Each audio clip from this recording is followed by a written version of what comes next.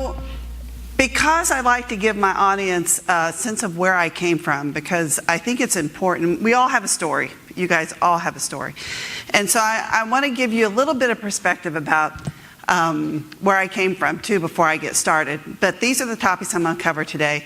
A little bit of history of the environmental movement, defining sustainability, how we do it in Region 4, or actually EPA, and how does my program, pollution prevention, fit into that.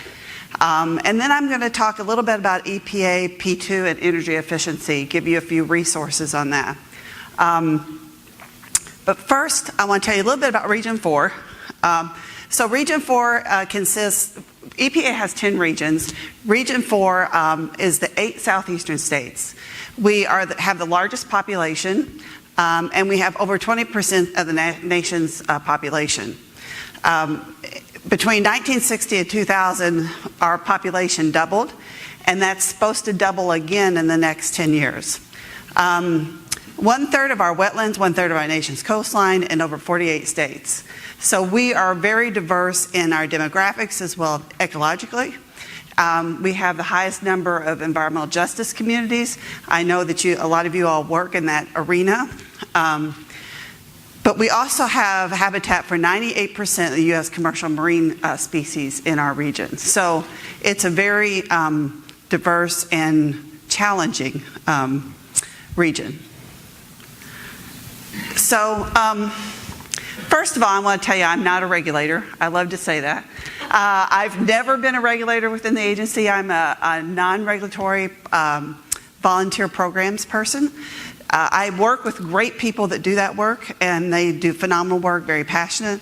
But I enjoy this part of it because I get to look at smiling faces most of the time. So I want to tell you a little bit about where I came from just quickly. I came from a little bitty small town, Crossville, Illinois, of 800 people in southern Illinois. Our population, my high school graduating class was 26 people, so it was very small.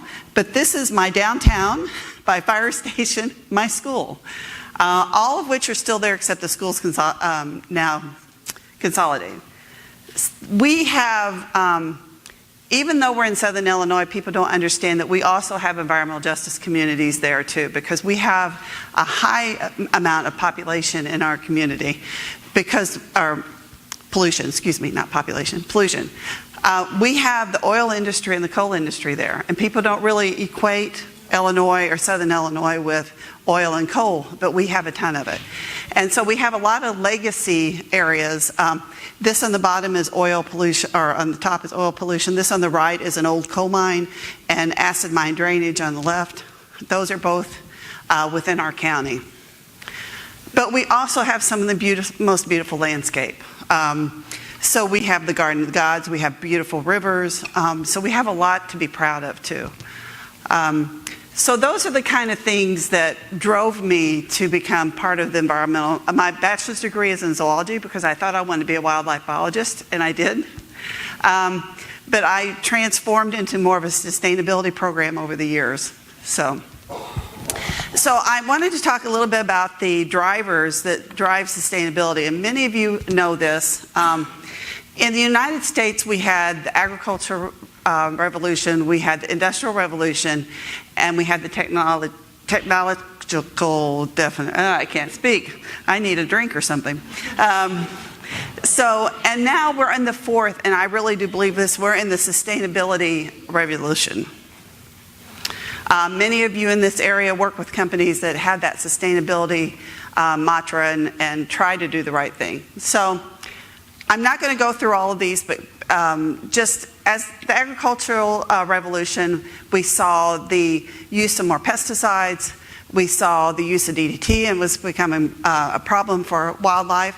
And then Rachel Carson wrote a book in 1962 called Silent Spring, and she wrote that book and it was related to the effect of pesticides and what it was doing on the bird population and what DDT was doing. And it actually resulted in DDT being banned. That was one of the things that got it going. Industrial revolution, we saw a lot of factories. We've seen a lot of those close now. just because of automation. Lots of things have gone overseas. There's a variety of reasons that's happened. But we also saw epidemics because we got, more disease because we got more confined into urban areas. We saw more deadly smog in Pennsylvania, a small town there. There was a period where they had 20 people were killed in a 1-month period because of intense smog, and over a third of their population was sickened. That was in 1948, and that was from the steel industry. So that's not been that long ago. Then one of the tipping points that we had was the Cuyahoga River in Pennsylvania. It caught fire several times over a 100-year period. And so this is a fire, one of the last pictures we have of the fire. And it caused damage, millions of dollars in damage to local communities. But this is a real thing that was happening, and it was one of the most polluted rivers in the world at the time. So because of that, and because of coverage of that on a magazine, in 1969, the Clean Water Act was put into place and EPA was created. And that was a big driver. The other thing that was really drove new technology and new interest in our environment was our trip to space. People were seeing the Earth from a whole different perspective. So they saw the beauty of it and wanted to make sure that they protected it. They also saw that smog layer that was over the horizon and the ozone layer. So, and then we got into technological revolution. So computers, internet, all that stuff has been on, and it happens at such a fast pace. You guys understand it's kind of like clothing. We throw technology and electronics away like we do clothing. So now we're in the sustainable revolution, and this is where it's so important for organizations like yours to continue the work you're doing and to keep waste out of landfills, but also this is the pure fact that textiles, because it is a really energy, it uses a lot of energy, it uses a lot of water, it uses a lot of pesticides to create textiles. So the fact that you're reusing it, you're reducing that pollution from the beginning. So it's a very vital part of the equation. So we see a lot of this. We see a lot of transition from developing to developed nations around the world. Global population standard of living increases. A lot of work to be done in that area for obvious reasons. We all know that. But more importantly, the sustainability is becoming part of competitive advantage for companies. So how do we define sustainability? I get asked that question a lot.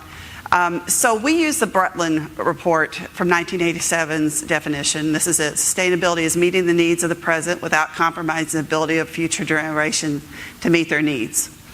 But in 2010, we actually did a report from the National Academy of Science. We commissioned this, our administrator did at the time, and they defined sustainability very similar definition. Basic principle is everything you need for survival and well-being depends either directly or indirectly on the natural environment. So we didn't officially adopt that as a definition, but I pull that out of this book all the time because people ask me, how does EPA define sustainability? So you guys know the 3 pillars. I'm not going to go through this: environment, economy, and society. It's so vitally important. We as an agency focus on the environmental aspect, but in my office in particular, we do the society part of that and the economy, because we work directly with our states to give technical assistance to businesses, what causes an economic advantage for them. But in our office, we also deal with environmental justice communities and communities that are disadvantaged because they've been surrounded by industry. They can't afford to leave their homes or where they live. So they're kind of stuck in that area where heavily industrialized, and there's a lot of that in the Southeast.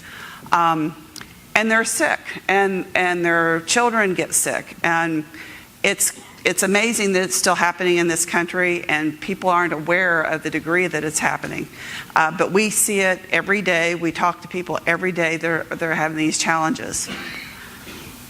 So society is a big piece of this. So you see the 3 pillars of sustainability a lot. And so there's some flaws in the 3 pillars as far as I'm concerned, because of they kind of separate those 3 categories. And so we like to look at this with overlapping circles, so that if we're doing it right, we're sustainable in the middle. And because we don't need to look at them individually, we need to look at them all together. And so the 3 pillars to me looks very siloed, like our agency is sometimes. So we like to use the 3 overlapping circles to demonstrate sustainability. So pollution prevention, my program at the region, or our program, we manage a state grant program. We provide grants to our state programs that provide direct technical assistance to businesses. If you live in any of the states in the Southeast or any of our states, there is likely a pollution prevention program in your state that it has some funding from us to assist you with a variety of issues. We have a very strong pollution prevention program in Kentucky, in North Carolina, in Georgia, and Florida, and Mississippi. So if you're interested in hearing from your state colleagues, and I heard somebody talk about working with the local regulations and so forth. It's so important to have that communication. A lot of times those state folks know the local people right away and can put you in the right path to communicating. So our pollution prevention program was created in 1990 with the Pollution Prevention Act. It created the national program to provide technical assistance. It is very unique for the agency because we provide technical assistance to businesses. That's what the Act says. And it also established a national clearinghouse for information. It also, so this is where you guys play such a critical role in what we do. It defines pollution prevention as source reduction. And that means you stop pollution before it starts, basically. It specifically excludes recycling, which is really interesting, hard for people to understand. But the Act was intended to stop pollution before it gets started, and not create a program for recycling. We have another part of our agency that deals with recycling. We work really close with them, but our pollution prevention resources can't go to recycling programs. However, your program fits a whole different, even though you are, quote, recycling to some degree, it's more of a reuse source reduction activity. It also established the policy where we looked at conserving energy, water, and other resources. And so this is another piece of where you guys fit in so well, because you are doing that, conserving energy and water, and reducing greenhouse gas emissions, which is one of our measures. So you've seen this hierarchy, I'm sure. How many people have seen this hierarchy a million times? Have you seen? Oh, not, see? So this is how it's defined in our statute, so the waste management hierarchy. And we use this in many parts of the agency. But the disposal is the very last piece of this. Our P2 program fits in that first, in the top portion. But we also think that recycling, energy recovery, and treatment are all very important. Proper treatment. Let me say proper treatment. So our goal in the program is kind of get P2 into your DNA and how you think, and sustainability thinking in your DNA. So at EPA, at the national level, we have 3 areas of national emphasis areas.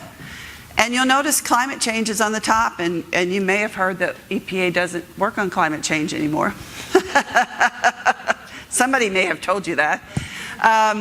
But as a matter of fact, we do still have a national emphasis area in this, and because our grants look specifically at reducing greenhouse gas emissions through energy efficiency and other ways. But climate change mitigation is an important part of our program.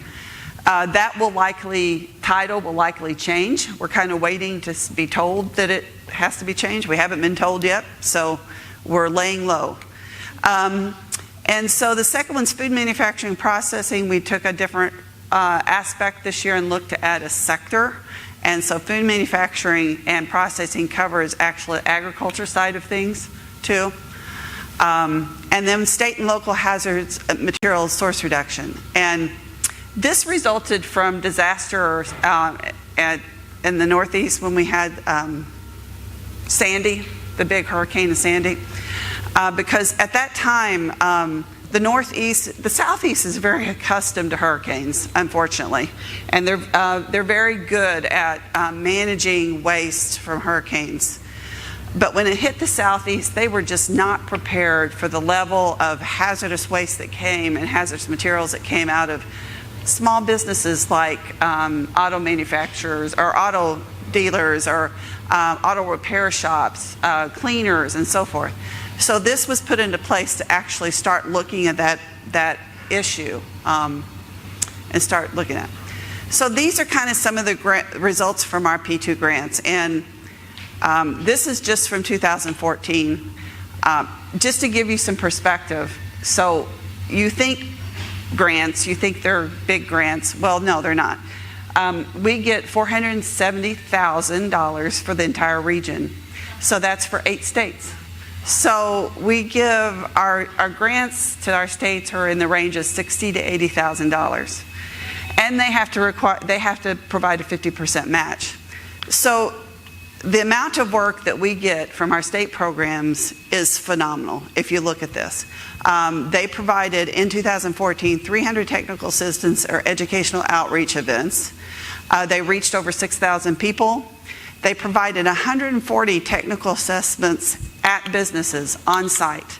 And that's looking at their full manufacturing or their facility and looking at everything from their water use, their energy use, their hazardous waste use, to provide that and give them the recommendations for reducing their waste and also process improvements.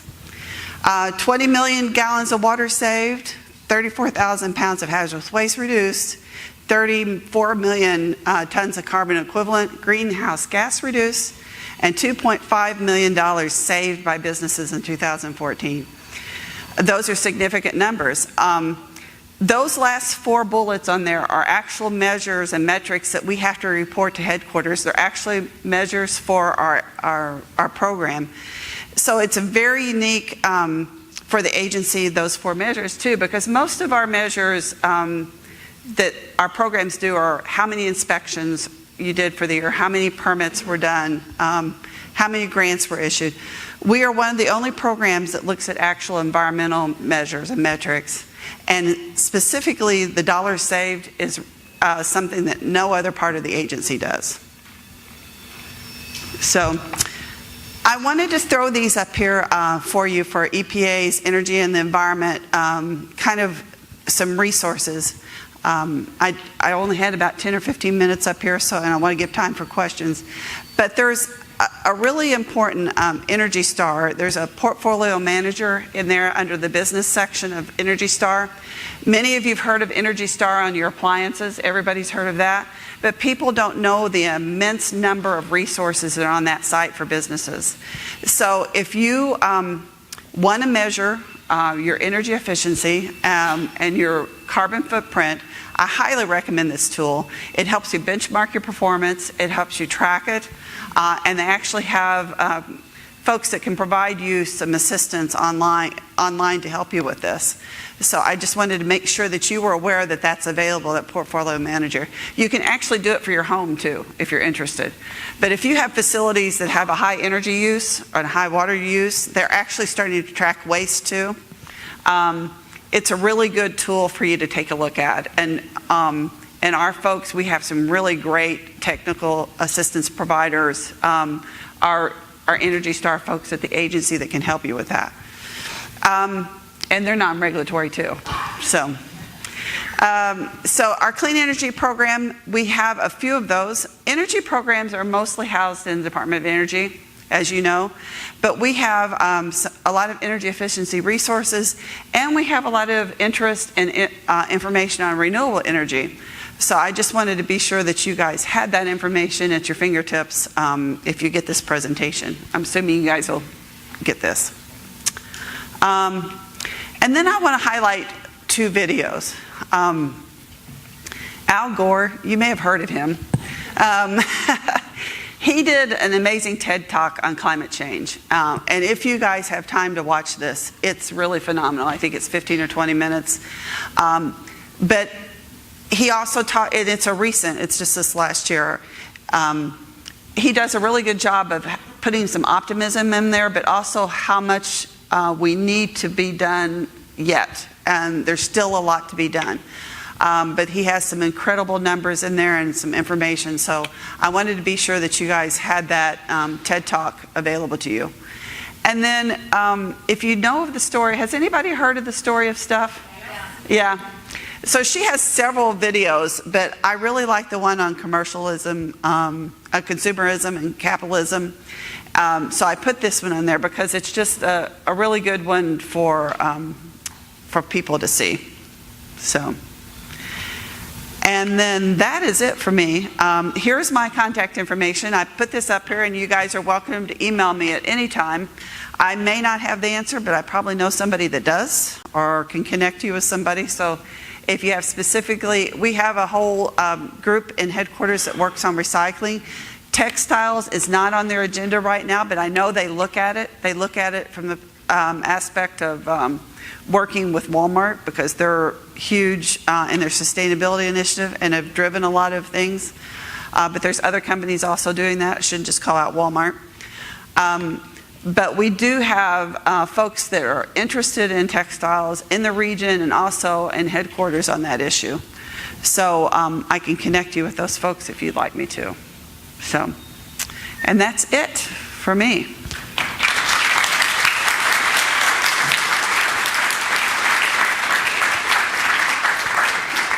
Does anybody have any questions? Yeah, I'd just like to ask a question. Who determines the amount of funding you get? Hold on, wait. Sorry. I just wanted to ask, so who determines the amount of grants or money that the EPA, you in your region or in any other region gets? And is that also a political issue? It is congressionally driven.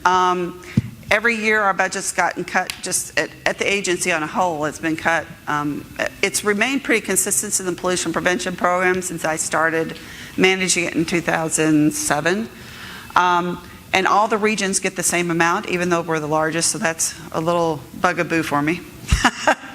But yeah, it's congressionally driven. It's based on the budget as a whole, what we get, and then it trickles down to us. And our management is fairly protective of it because it's such a small program and does such great work. But it definitely comes from Congress and what happens, and the president's budget. And just so you're aware, we won't talk politics, but our program is one of those that's been zeroed out in this budget. So we don't know what that means right now. I get that question a lot because there'll be a lot of changes happen. They're already seeing some changes happening. But some of these voluntary programs, which typically the Republican side of the House like because they're business driven, have been zeroed out. So we expect that some of that will come back, and we're hoping ours will survive. So we'll see. What does zeroed out mean? Means they eliminate it. They've eliminated the budget for our program totally, FTE and in the president's budget that came out. Now, but again, that'll change a lot. You know, in the president's budget, he also proposed a 31% cut in our overall budget. So that's huge number. So that I don't think that will happen either. It's kind of the shock and awe thing, although I use shock and awe, but it's really shock and something else I'd like to call it. But I'm probably saying too much if there's reporters in the room. But we'll see. I mean, it is just the very beginning. These things, this will go on all summer long, negotiation back and forth. So we won't really know at EPA what happens to our budget until probably midsummer for 18. Somebody else had a question in the back?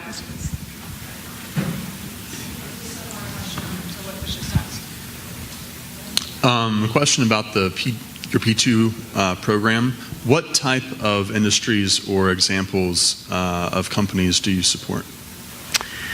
So that's a good question because it's run through our states really drive this at the state level. And it's really about opportunity. It's companies that want the assistance come in the door for the assistance.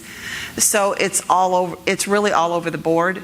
It can be anybody from a small under 10 manufacturing plant that builds, gaskets. We have one of those in North Carolina. To a company that has over 1,000 employees.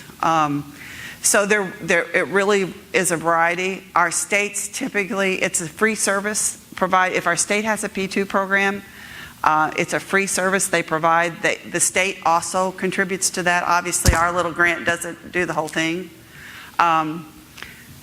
So it's all about companies that actually want the assistance and learn about it, really. So somebody else had a question in the back, too. I thought. Okay, excellent. Yeah.